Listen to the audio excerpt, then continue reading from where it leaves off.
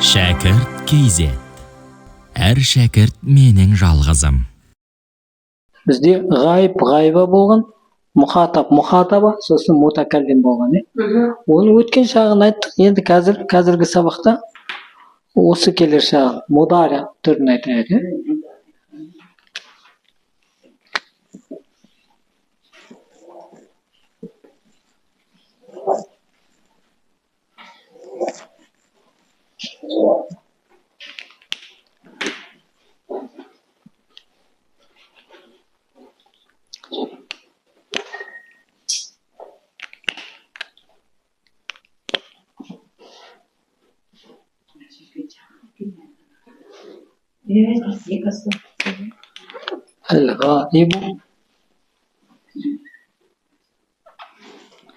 Ғайып деген жоқ адам, үшінші жақ дейді ғой енді бізде.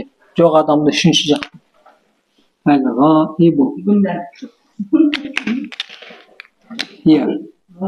Ғайбу.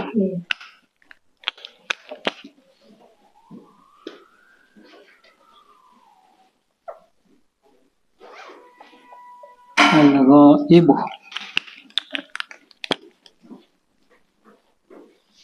Мынаны қарамен жазайықшы.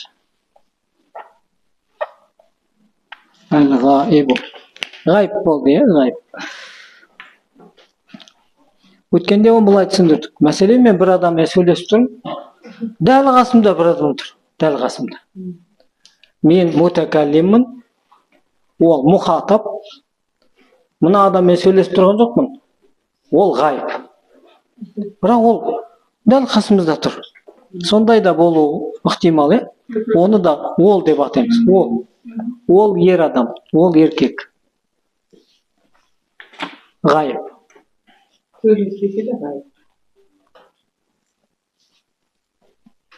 Мәселен, ғайып деген ана бұрышта отырған біреу болуы мүмкін. Немесе біздің ойымыздағы біреу болуы мүмкін.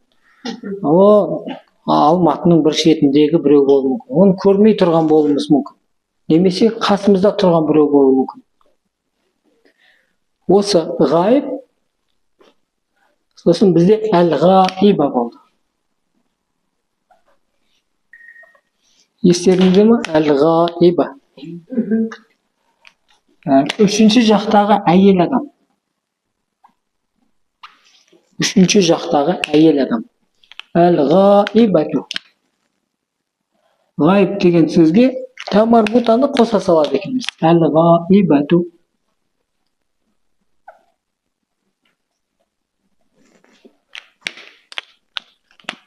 Әл-ғайбату. Тамарбутаны қоса саламыз, сол кезде үшінші жақтағы әйел адам болады. Мен мутакаллиммін, мен тыңдап тұрған адам мұхатап, ол ғайып. Содан кейін біз бір жол тастап кете салыңыздар, екі жол болмасын. Әл-мұхатап дегенді айтқанбыз. Мұхатап. Әл-мұхатап. Менің хитабымды тыңдаушы адам. Мұхатап деген жерде м бөтен, дәл осы жердегі даммамен келіп тұр. Бұл адам деген мағына. Қандай адам? Тыңдаушы адам. Хитапты тыңдаушы адам. Мұхатап. Біздің бірінші әріпіміз Х. Хатаба. Мұхатап. Мұхатап. Мұхатаба. Хатаба. Т екінші әріп. Үшінші әріп Б. Мұхатабу. Егер әл-мұхатибу болса, онда мутакаллим мағынасын беріп кетеді. Сондықтан бұны бір-ақ харакат маңызды болып тұр. Мұхатап. Егер мұна кәсіра емес, фатха емес, кәсіра қылып айтатын болсақ, онда мутакаллимнің мағынасын береді. Мұхатиб, мұхатап. Айтушы болып кетеді. Айтушы болып кетеді. Мынау енді хитапты тыңдаушы. Дәл осының әйел тегін айтқанымыз. Әл-мұхатабу. Әл-мұхатабу. мық.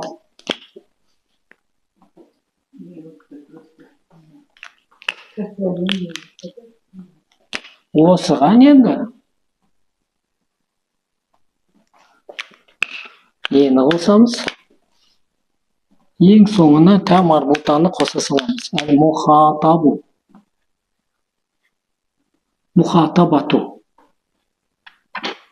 Әл-мухатабату. Сол кезде тыңдаушы әйел.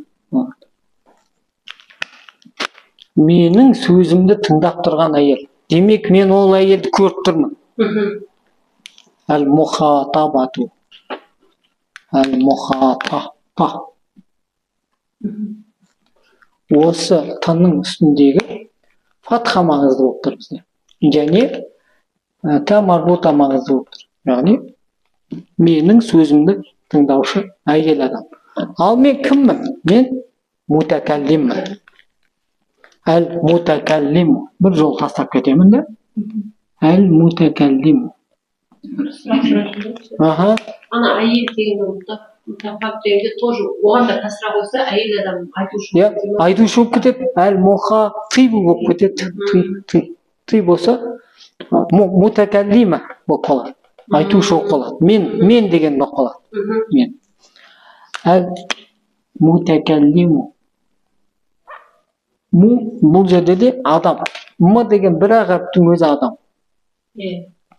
Енді кәлам деген сөз бар. Өткен сабақта кәлам дедік, кәлам деген айту деген мағынаны білдіреді. Әл-мутакаллиму. Бұл жердегі т да бөтен болып тұр деген. Т мен жасалатын сөз. Т да бөтен. Біздікі к-дан басталады. К. Мутакаллиму. Мутакаллиму. Мутакаллиму. Осы жерде ортаңғы әріпте шадда бар. Шадданы ұмытпауымыз керек. Мутакаллиму. Осы жерде де енді касраны белгілеп өтеміз. Ортаңғы әріпте бізде каср. Дәл осы касра мен деген мағынаны білдіреді ғой, мен ер адам болсам да мутакаллим дейміз. Мен әйел адам болсам да мутакаллим дейміз, Дәл осы жердегі касраны мына үстіне, шадданың үстіне қоятын болсақ, онда ол мына мағынаны береді. Әл-мутакалламу. Біреудің кәламын тыңдаушы деген сөз. Мына жағдайда біреудің хитабын тыңдаушы ғой, Мынаны үстіне қоятын болсақ, біреудің кәламын тыңдаушы. Ол да хитапты тыңдаушы деген мағынаны білдіріп қалады. Керісінше, егер айттық қой, мына үстіндегі фатхаларды астына қоятын болсақ, онда мутакаллимнің мағынасын береді дедік. Сонда қалай болады? Әл-мухатибу болса, әл-мутакаллиму дегеннің орнына жүреді. Ти болса. Өйткені хитап деген сөзбенен кәлам деген сөз екеуі тең. Анау да айту, бұл да айту. Содан кейінгі бір мәселе. Үшінші жақтың ер адамы деген бар, үшінші жақтың әйел адамы деген бар. Екінші жақтың ер адамы деген бар, екінші жақтың әйел адамы деген бар. Ал енді бірінші жақ, мен сөйлеуші жақ дейді ғой, бірінші жаққа дәл осы бір-ақ сөз қолданыла береді. Мынаған тамарбутаны қойсаңыз да бола береді, қоймасаңыз да бола береді. Яғни осы әл-мутакаллима түндік тамарбутаны қоймай-ақ айтыла береді. Өйткені мен әйел болсам да дәл сол сөзді айтамын. Мен ер адам болсам да дәл сол сөзді айтамын. Мына жердегі сөздерді.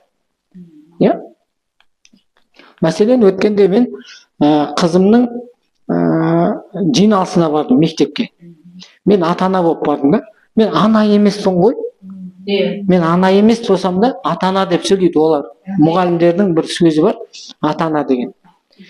Ер адам барса да ата-ана, әйел адам барса да ата-ана. Ата-ана.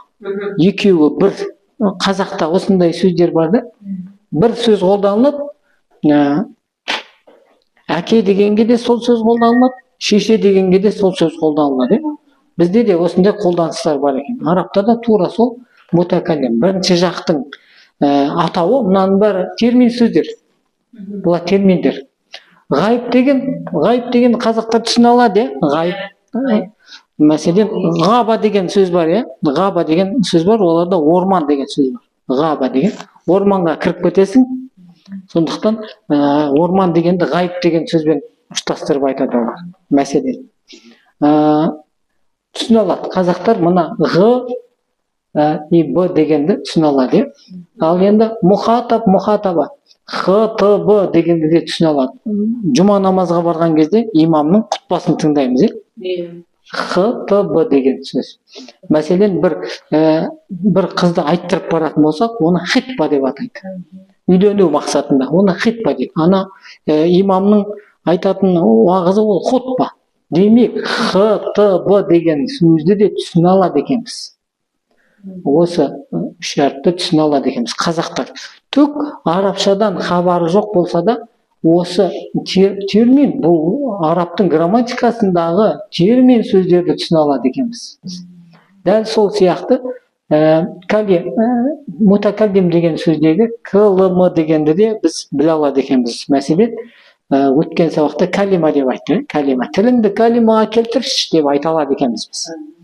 Яғни, клм деген сөзді біз қыздың атына қояды екенбіз. Калима.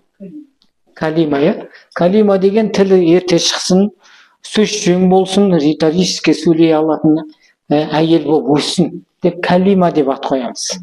Калима. Енді осы термин сөздер бітті. Енді дәл осының өткен сабағымызда біз өткен шағын айтқанбыз. Өткен шақ дегеніміз қандай?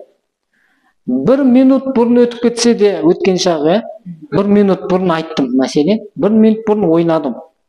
Жарты минут бұрын автобусқа отырдым. Демек, ол өтіп кеткен шақ, өткен шақ деген бір жыл бұрынғы әңгіме емес. Осы бір өтіп кеткен, мәселен, мен мына жақтан былай қарай жүретін болсам, бұл 1 шақ аттадым, 2 шақ аттадым, мына өмірмен мен қайта алмаймын. Өтіп кетті. 1 секунд бұрын өтіп кетсе де, ол өткен шақ болады. Өткен шағын біз айттық. Енді қазіргі сабағымызда мударих түрін айтамыз. Мударих деген 2 шақты қатар білдіреді дедік.